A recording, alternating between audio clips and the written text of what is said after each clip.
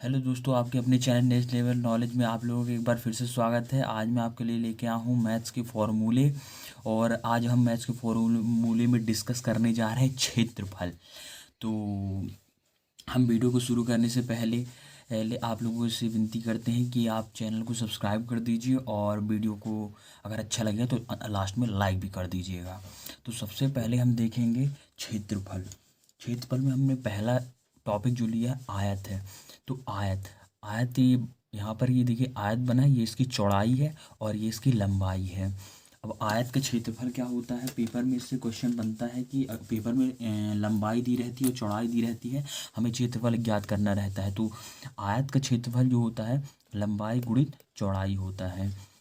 और यदि क्वेश्चन इस प्रकार से आता है कि हमें क्वेश्चन में क्षेत्रफल दिया रहता है और चौड़ाई दी रहती है, तो इसके लिए हमें कुछ नहीं करना, इसी फॉर्मूले में क्या करना है, अगर हमें चौड़ाई ज्ञात करना है तो लंबाई को इस तरफ ले आएंगे पक्षांतर करके, तो ये बटे में आ जाएगी। तो देखिए लंबाई बराबर हो गया क्षेत्रफल बटे चौड़ाई। और इसी तरह यदि चौड़ाई हमें फाइंड करना है तो इसके लिए आयत का क्षेत्रफल ऐसा ही रहेगा और लंबाई को हम बटे में ले आएंगे। तो आयत की चौड़ाई हो गया क्षेत्रफल बटे लंबाई। और आयत का परिमाप, अगर क्वेश्चन में पूछता है कि लंबाई और चौड़ाई दी रहती है और यदि पूछता है कि आयत का परिमाप क्या होता है, तो आयत का परिमाप होता है 2 गुणित लंबाई प्लस चौड़ाई। लंबाई प्लस चौड़ाई, ये था हमारा पहला पॉइंट आयत। और दूसरा पॉइंट हम देखेंगे अपना, दूसरा जो हमारा पॉइंट है वो है हमारा वर्ग है। दूसरा पॉइंट हमारा वर्ग है। अब आगे हम देखेंगे, आगे हम वर्ग, चलिए वर्ग में देखेंगे। ये बना है वर्ग। वर्ग क्या है, जिसकी चारों भुजाएं बराबर होती हैं। ये है वर्ग की भुजाएं और ये है वर्ग का विकर्ण। अब वर्ग का क्षेत्रफल क्या होता है, वर्ग का क्षेत्रफल जो होता है भुजा का स्क्वायर होता है। वर्ग का क्षेत्रफल हमेशा भुजा का स्क्वायर होता है। तो वर्ग का क्षेत्रफल बराबर भुजा का स्क्वायर। और वर्ग का क्षेत्रफल बराबर, यदि भुजा नहीं दी है क्वेश्चन में, यदि भुजा नहीं दी है, हमें क्वेश्चन में विकर्ण दिया गया है और हमें बोलता है कि वर्ग का क्षेत्रफल ज्ञात कीजिए, तो वर्ग का क्षेत्रफल जो होता है क्षेत्रफल बराबर 1/2 विकर्ण का वर्ग। 1/2 विकर्ण का वर्ग होता है वर्ग का क्षेत्रफल, यदि हमें विकर्ण दिया है, भुजा नहीं दी है। और यदि हमें विकर्ण दिया है क्वेश्चन में और बोलता है कि भुजा नहीं नहीं नहीं सॉरी, भुजा दी हुई है और यदि पूछता है कि हमें विकर्ण ज्ञात कीजिए, तो विकर्ण ज्ञात करने के लिए कुछ नहीं करना है। वर्ग का विकर्ण होता है कर्णी 2 गुणित भुजा। कर्णी 2 गुणित भुजा। वर्ग का क्षेत्रफल क्या होता है, 1/2 विकर्ण का वर्ग। और विकर्ण का वर्ग 1/2 विकर्ण का वर्ग। और इसे अगर हमें, अगर ये भूल जाता है, हमें ये बस याद है, तो हम इसे इक्वेशन 1 दे दें और इसे इक्वेशन यदि हम 2 दे दें, तो वर्ग का विकर्ण हम इजीली ज्ञात कर सकते हैं। और इसे इक्वेशन 2 दे दीजिए, इसे दे दीजिए 3। इसके बाद क्या कीजिए, देखिए ये तीनों वर्ग का क्षेत्रफल जब ये इसके बराबर है, इक्वेशन 1 इक्वल है इक्वेशन 2 के, तो इसका मतलब ये है कि इक्वेशन जो है वो 1, 2 और 3 इक्वल होंगे। तो हम यहाँ से फाइंड कर सकते हैं, यदि कुछ ना करें हम भुजा ले लें, सीधा सा भुजा ले लें, भुजा का वर्ग क्योंकि क्षेत्रफल है, और बराबर में ले लें यदि हम विकर्ण 1/2 विकर्ण का स्क्वायर।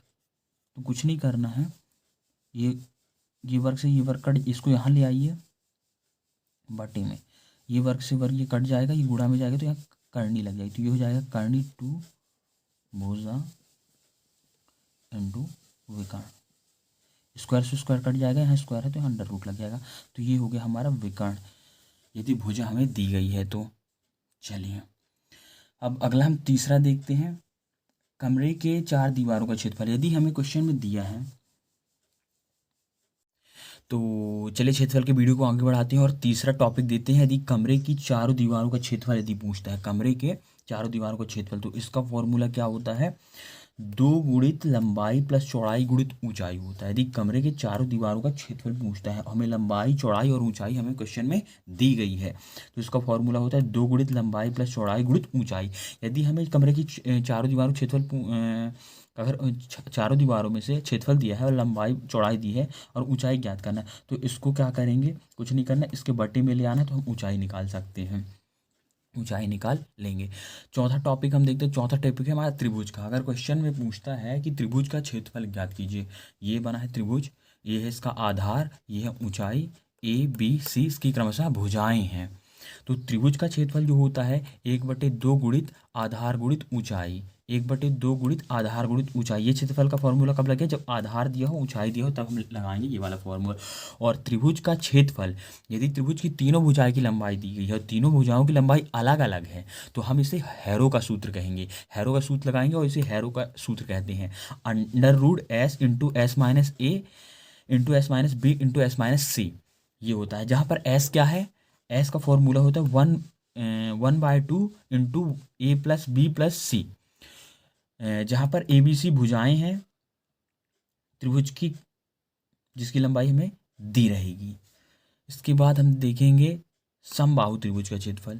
ये समबाहु के लिए नहीं था, ये इसकी भुजाएं अलग अलग हो सकती हैं, समद्विबाहु भी हो सकता है, विषमबाहु भी हो सकता है, कोई सी भी प्रकार का त्रिभुज हो सकता है। और समबाहु त्रिभुज के लिए अगर देखें तो समबाहु त्रिभुज का क्षेत्रफल जो होता है, जिसकी तीन, समबाहु त्रिभुज किसे कहते हैं पहले हम ये देखेंगे। समबाहु त्रिभुज उसे कहते हैं जिसकी तीनों भुजाएं बराबर होती हैं। इसका सूत्र होता है कर्णी 3/4 गुणित भुजा का स्क्वायर, कर्णी 3/4 गुणित भुजा का स्क्वायर। किसके लिए, समबाहु त्रिभुज के लिए होता है ये, किसके लिए, समबाहु त्रिभुज के लिए।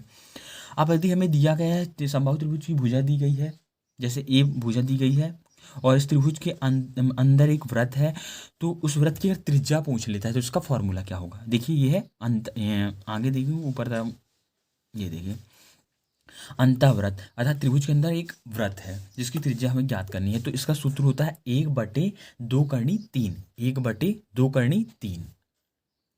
आगे देखेंगे त्रिभुज से एक और इस टाइप का क्वेश्चन पूछ सकता है कि भुजा दी गई है समबाहु त्रिभुज की, और ये पूछ सकता है परिवृत्त, मतलब जैसे कि यहाँ इसमें वृत्त अंदर है और जब परिवृत्त पूछेगा तो इसमें वृत्त इसके बाहर रहेगा।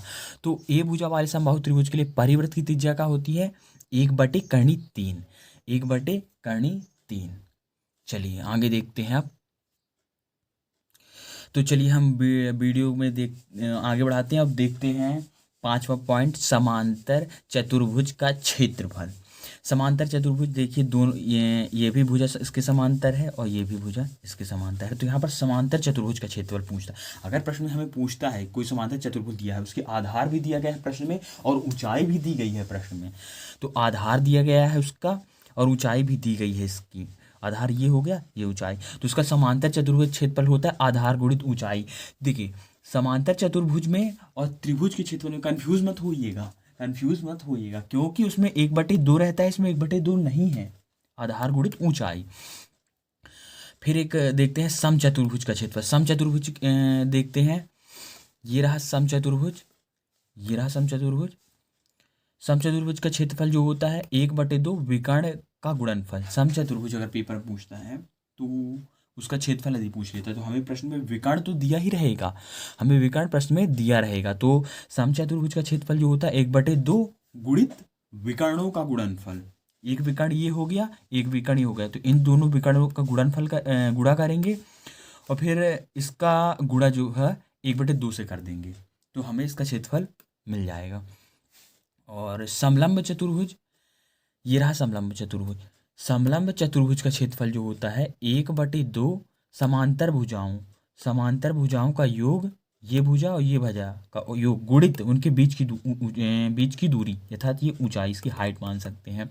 तो समलंब चतुर्भुज ये पूछता है तो 1/2 समांतर भुजाओं का योग गुणित उनके बीच की दूरी या ऊंचाई भी हम इसे कह सकते हैं। चलिए क्षेत्रफल में एक लास्ट टॉपिक और बचता है, वृत्त, उसको डिस्कस करेंगे। इसके बाद ये टॉपिक हमारा यहीं पर हो जाएगा खत्म और इससे एक भी क्वेश्चन बाहर नहीं जाएगा। ये फॉर्मूले आप दिमाग में बैठा लीजिए, इसके जो चित्र है इसे भी याद रखिए, क्योंकि अगर ये याद रहेगा आपको तो आप फॉर्मूला आपको भूलेगा ही नहीं, आप खुद से बना लेंगे फॉर्मूले को। तो वीडियो को हम आगे बढ़ाएंगे और देखेंगे वृत्त का क्षेत्रफल, और वृत्त से जितने रिलेटेड क्वेश्चन आते हैं उसको हम देखेंगे अब। चलिए वीडियो को आगे बढ़ाते हैं, अब देखते हैं वृत्त का क्षेत्रफल। वृत्त का क्षेत्रफल क्या होता है? पाई आर स्क्वायर, जहां आर क्या है? वृत्त की त्रिज्या है, वृत्त की त्रिज्या। वृत्त का क्षेत्रफल पाई आर स्क्वायर, और वृत्त की परिधि, वृत्त का क्षेत्रफल क्या है? पाई आर स्क्वायर, और वृत्त की परिधि क्या होती है? वृत्त की परिधि, तो वृत्त की परिधि ये है, ये वृत्त है, ये इसकी परिधि है। वृत्त दिया है, उसकी परिधि ज्ञात करना है। पेपर में अगर पूछ लेता है कि वृत्त की त्रिज्या दी गई है, उसकी परिधि ज्ञात कीजिए, तो परिधि क्या होता है? परिधि हम इस बार क्षेत्र को परिधि कहते हैं। तो वृत्त की परिधि 2 पाई आर, आर यहाँ त्रिज्या है। अर्धवृत्त का क्षेत्रफल देखेंगे, ये हमारा इतना भाग, ये इतना भाग हमारा अर्धवृत्त है।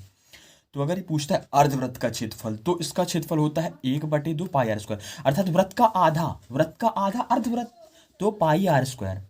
और अर्धवृत्त की अगर इसकी परिधि पूछ लेता है, तो इसकी परिधि pi R plus 2r, pi R 2r 1 1 R R, तो अर्धवृत्त की परिधि पाई आर प्लस 2r।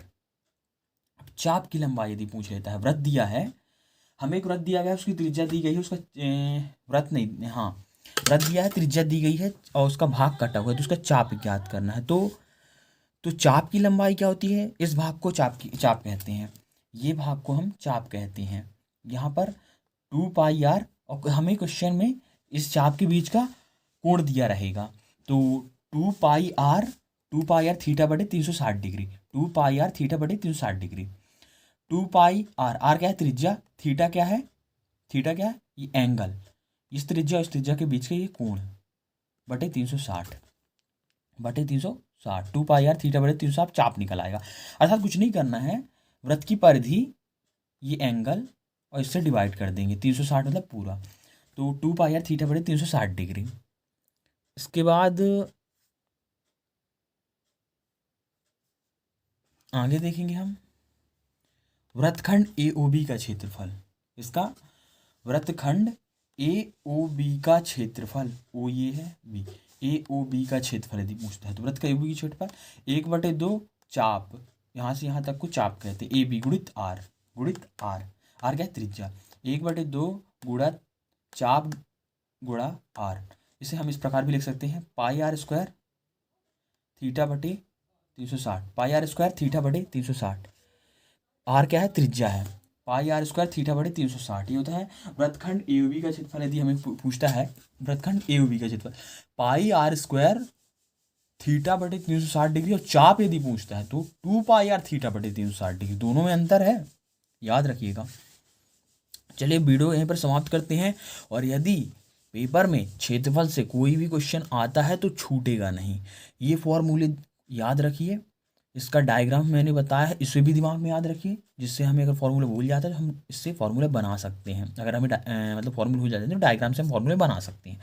तो वीडियो अच्छा लगा हो तो चैनल को सब्सक्राइब कर दीजिए, नीचे एक बेल और सब्सक्राइब बटन आता होगा, उसे सब्सक्राइब कर दीजिए, और बेल आइकन को भी प्रेस कर दीजिए, ताकि आने वाले वीडियो को मिलते रहें।